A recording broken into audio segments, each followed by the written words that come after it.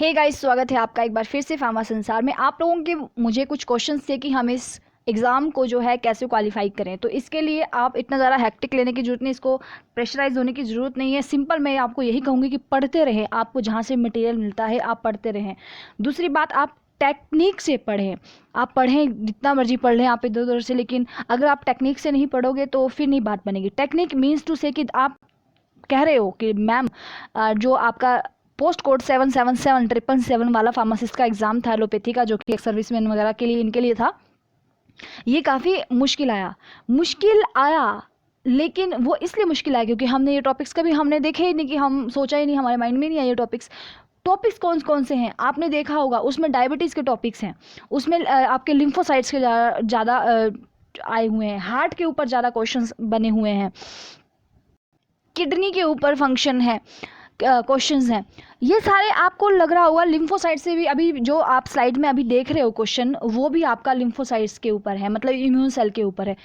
अभी जो लेटेस्ट चीज़ें चली हुई हैं उन्हीं चीज़ों पर डिस्कस किया जाता है। जैसे कि आपका डायबिटीज़ है, डायबिटीज़ अभी कोरोना के टाइम में भी बहुत ज़्यादा हाईलाइटेड है। इन्फेक्शियस डिजीज़, मतलब आपके लिम्फोसाइट्स, आपके WBC, आपके ब्लड से ज़्यादा आपको क्वेश्चन पूछे जा रहे हैं, हार्ट से ज़्यादा क्वेश्चन पूछे जा रहे हैं। वो चीज़ें जो कि आपकी चल रही हैं, जो कि ट्रेंडिंग हैं, उन चीज़ों पे क्वेश्चंस पूछे जाते हैं। तो टेक्निक इस तरह की होती है कि इस तरह से टेक्निक इस्तेमाल करें।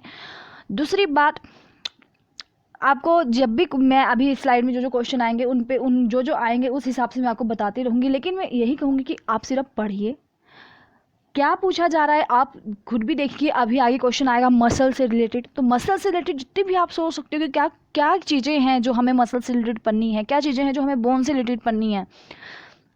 कितनी बोन्स, अभी जो कल वीडियो डाली थी मैंने, उसमें बोन से रिलेटेड क्वेश्चंस थे। आगे आज भी आएंगे बोन से रिलेटेड क्वेश्चन, इस वीडियो में भी आएंगे। इतना मुश्किल नहीं है। हाँ, थोड़े इसलिए मुश्किल लग रहा है क्योंकि हम लोगों ने कभी सोचा नहीं था कि ये इस टाइप के क्वेश्चन भी डाल सकते हैं। इसको आप जो है डी फार्मा की बुक्स लीजिए, और बाकी आपसे यही कहूँगी कि आप अपना टेक्निक, अपना माइंड दौड़ाइए थोड़ा सा कि क्या पूछा जा सकता है, किस तरह का पूछा जा सकता है, क्या ट्रेंडिंग है। तो इस वीडियो को शुरू करते हैं, फिर जैसे जैसे क्वेश्चंस आएंगे मैं उस हिसाब से बताती रहूँगी किस बेसिस पे ये क्वेश्चंस अराइज हुए होंगे। Which one of the following is not a function of lymphatic system. Lymphatic system, lymphocyte जो मतलब इम्यून सेल्स, इम्यून सिस्टम होता है, उसके बारे में बात हो रही है। तो उनमें से कौन सा जो है काम नहीं करता है, फंक्शंस। यहाँ के लिए ऑप्शंस हैं, return tissue fluid to blood stream, क्या वो ये नहीं करता? क्या ये ट्रांसपोर्ट नहीं करता डाइटरी प्रोटीन को? क्या ये ट्रांसपोर्ट नहीं करता है फैट्स को? क्या ये प्रोटेक्शन नहीं करता है बॉडी की फॉरेन मटेरियल से?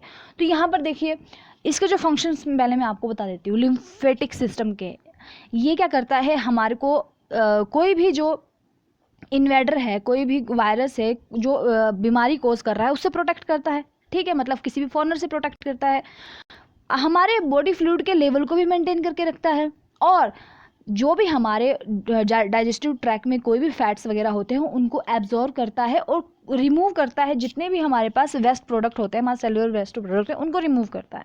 ठीक है, तो यहाँ पर ऑप्शंस देख लेते हैं कि यहाँ पर एक तो फर्स्ट ऑप्शन भी जो मैंने आपको बताया कि ये फंक्शन है, ये टिश्यू फ्लूइड और ब्लड स्ट्रीम को रिटर्न करता है, बिल्कुल करता है। फैट्स भी अभी मैंने बोला कि ये फैट्स को भी क्या करता है, एब्जॉर्ब करता है, ट्रांसपोर्ट करता है फैट्स को, प्रोटेक्ट करता है बॉडी को फॉरेन मटेरियल से, बिल्कुल करता है। लेकिन जो ये आपका डाइटरी प्रोटीन है उसकी ट्रांसपोर्टेशन नहीं करता है हमारा जो लिम्फेटिक सिस्टम है। तो ऑप्शन नंबर सेकंड इसके लिए सही है। Next question is the incorrect statement about heart is. अब देखिए, हार्ट के ऊपर नॉर्मल सी क्वेश्चन पूछा है, बहुत नॉर्मल क्वेश्चन पूछा है कि हार्ट के बारे में इनकरेक्ट बातें बतानी है। हार्ट के बारे में अगर आपको पता है कि 4 चैम्बर होती हैं, उसमें वाल्व कितनी होती है, उसके अंदर 4 वाल्व होती है, लेयर कितनी होती है, 3 लेयर होती है। तो आप जो है यहाँ पर पूछा गया है, इसमें आपको बताना है कि क्या इनकरेक्ट है। तो heart has 3 valves, heart has 3 layers, heart has 4 chamber, heart is located in the thoracic cavity। तो आपको पता है बिल्कुल thoracic cavity में हार्ट है।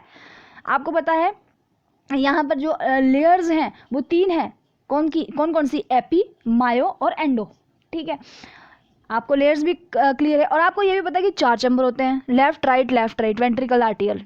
ठीक है, तो यहाँ पर और यहाँ पर इसने लिखा है कि heart has 3 walls, option number 1। नहीं, हार्ट के बाद तो 4 वॉल्स होती हैं, ट्राइकप्सिड होती है, पल्मोनरी होती है, मिट्रल होती है और अरोटिक वॉल होती है, 4 वॉल्स होती हैं। तो अगर आपको हार्ट के बारे में प्रॉपर है, नॉर्मल क्वेश्चन पूछा था इसने, यहाँ पर तीनों बिल्कुल करेक्ट है, नीचे वाले ऑप्शन नंबर 1 जो है ये रॉन्ग है। तो ये इनकरेक्ट है कि इसके पास 3 वॉल्स होते हैं, नहीं, इसके पास 4 वॉल्स होते हैं। हार्ट के बाद 3 लेयर्स भी होती हैं, 4 चैम्बर भी होते हैं और थोरेसिक कैविटी में भी होते हैं, लेकिन इसके पास 3 वॉल्स नहीं, इसके पास 4 वॉल्स होती हैं।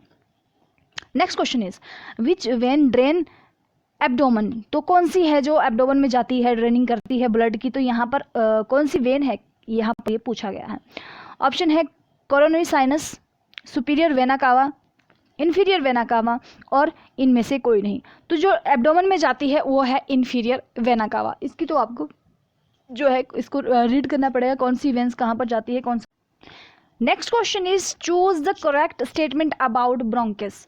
अब आपको पता है यहाँ पर क्वेश्चन आ गया रेस्पिरेटरी से, ठीक है, रेस्पिरेटरी से क्वेश्चन आया क्योंकि आजकल जो है लंग्स ज़्यादा चले हुए हैं, ट्रेंडिंग में है। लंग्स वायरस से जो है लंग्स इन्फेक्ट हो रहे हैं, कि कोरोना से लंग्स डैमेज हो रहे हैं।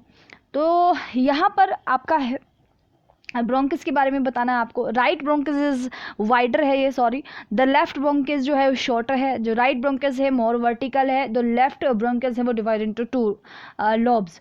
तो यहाँ पर करेक्ट स्टेटमेंट जो साफ साफ दिखाई दे रही है, आपको पता है कि एक जो लंग्स होते हैं वो इक्वल साइज के नहीं होते हैं। जो आपका राइट वाला लंग होता है वो छोटा मतलब शॉर्टर होता है, लेकिन होता वाइड है, लीवर उसके साथ, क्योंकि वहाँ पर जो है राइट लंग के पास जो है लीवर भी होता है नीचे, पर ये ब्रॉडर होता है लेफ्ट लंग से। सो जो राइट लंग्स होते हैं उसके पास जो है 3 लॉब्स होते हैं और लेफ्ट लंग्स के पास होते हैं 2 लॉब्स। तो यहाँ पर जो है इसका सही जवाब बनता है ऑप्शन नंबर 4। ये साफ साफ की जो बात क्लियर कट है कि जो पता है यहाँ पर कि जो 2 लोब सिर्फ 2 शाखाओं में डिवाइड होता है हमारा लेफ्ट लंग, लेफ्ट वाला 2 में और जो राइट वाला वो 3 में। आपने यही ध्यान रखना कि जो हमारा राइट हैंड है साइड है वो 3 में डिवाइड है, ठीक है, 3 शाखाएं हैं उसमें, और जो हमारा लेफ्ट वाला है उसमें 2 ही शाखाएं हैं। तो option number 4 is right. How many pairs of intercostal muscle are present. Intercostal muscle जो है, जो आपके रिब्स के अंदर की ये मसल्स होती हैं, कुछ इंटरकोस्टल मसल्स होती हैं, आपको बतानी है कि कितने पेयर्स हैं इंटरकोस्टल मसल के। 11 है, 12 है, 13 है, 14 है। तो ये जो इंटरकोस्टल मसल्स प्रेजेंट होती हैं, ये पेयर्स होती हैं, इसके 11 पेयर्स होते हैं। ये जो है आपको ये भी देखिए यहाँ पर रिब्स से आ गया है पूरा, तो उसमें जो है इसका सही जवाब है 11 जो होती हैं पेयर्स होते हैं, आपको याद करने पड़ेंगे। Next question is the proximal convoluted tubule lies in. देखिए किडनी से एक और क्वेश्चन फिर से आ गया। जो प्रॉक्सिमल कन्वोल्यूटिव ट्यूब्यूल्स है वो कहाँ लाई करती है, ये बताना है आपको। रीनल मेडुला के अंदर, रीनल साइनस के अंदर, रीनल कॉर्टेक्स के अंदर, रीनल पेल्विस के अंदर। देखिए जो PCT होती है वो आपका कॉर्टेक्स पे होती है, रीनल के कॉर्टेक्स पे, PCT कॉर्टेक्स पे। सबसे पहले PCT आता है, फिर आपका loop of Henle ascending then descending आता है, सॉरी पहले डिसेंडिंग सॉरी देन असेंडिंग आता है ऊपर की तरफ। सो ये उसके बाद आता है हमारे पास DCT के पास, डिस्टल कन्वोल्यूटिव ट्यूब्यूल। तो सबसे पहले जो आता है वो आपका PCT आता है, वो रीनल कॉर्टेक्स पे होता है। इसका सही जवाब होता है option number 3। Sarcolemma refers to. अब सार्कोलेमा के लिए बताना है कि क्या इसमें क्या पूछा गया, देखते हैं कि वो क्या है। साइटोप्लाज्म ऑफ स्केलेटन मसल है, या माइटोकॉन्ड्रिया ऑफ स्केलेटन मसल है, या फिर endoplasmic reticular of skeleton muscle है, या फिर मेम्ब्रेन ऑफ स्केलेटन मसल। जो सार्कोलेमा होता है, सार्कोलेमा को जो ये जो है प्लाज्मा मेम्ब्रेन की तरह होती है। ये मसल्स, जो मसल्स में सेल होते हैं उनकी जो मेम्ब्रेन होती है उसको बोलते हैं सार्कोलेमा मेम्ब्रेन। ये जो है प्लाज्मा मेम्ब्रेन की तरह ही होती है, इसको बोलते हैं plasma membrane of muscle cell, ठीक है। सो इसमें जो है सार्कोलेमा को ये क्या करती है, जो इसको जो हमारे मसल सेल होते हैं उसको स्पेशलाइज्ड मेम्ब्रेन भी बोलते हैं सार्कोलेमा को। तो इसमें जो है सही इसका जो आंसर है वो रहता है membrane of skeleton muscle.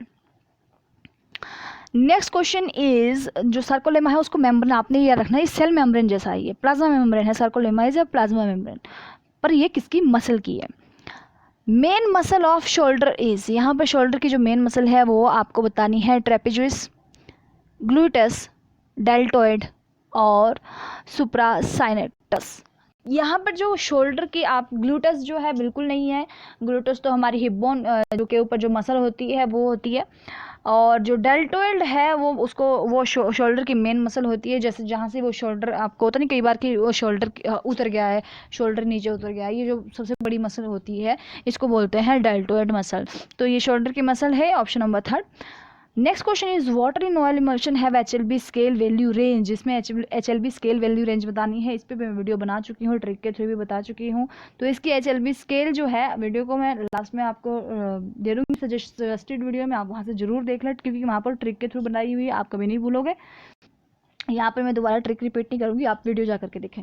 Water in oil emulsion जो है उसकी HLB वैल्यू बतानी है, रेंज कितनी होती है 1 to 3, 3 to 6, 7 to 9 और 13 to 16। जो वाटर इन ऑयल इमल्शन की HLB होती है वो होती है 3 to 6। तो ऑप्शन नंबर इसके लिए सेकंड है।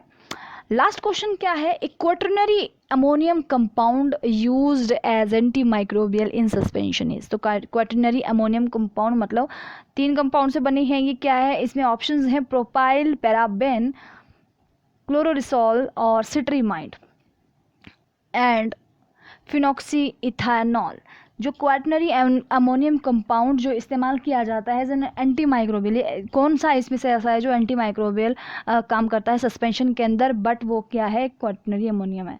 तो यहाँ पर उसका जो सही जवाब है वो है सिट्रीमाइड। तो यहाँ पर इसको मैं बोल सकती हूँ कि ये जो है क्वेश्चन थोड़ा टिपिकल सा क्वेश्चन था। बाकी आपने देखे इससे पिछले जो भी क्वेश्चन थे, नॉर्मल मसल्स कितने, इंटरस्टिशियल जो भी आपके मसल या और आपके इंटरस्टिशियल से भी आया था, मसल से आया था आपके, और आपकी कौन सी मसल है, ये सब नॉर्मल से क्वेश्चन आए थे। किडनी से, किडनी के ऊपर क्वेश्चन आया था, रेस्पिरेटरी से क्वेश्चन आया था, हार्ट का बहुत इजी क्वेश्चन आया था।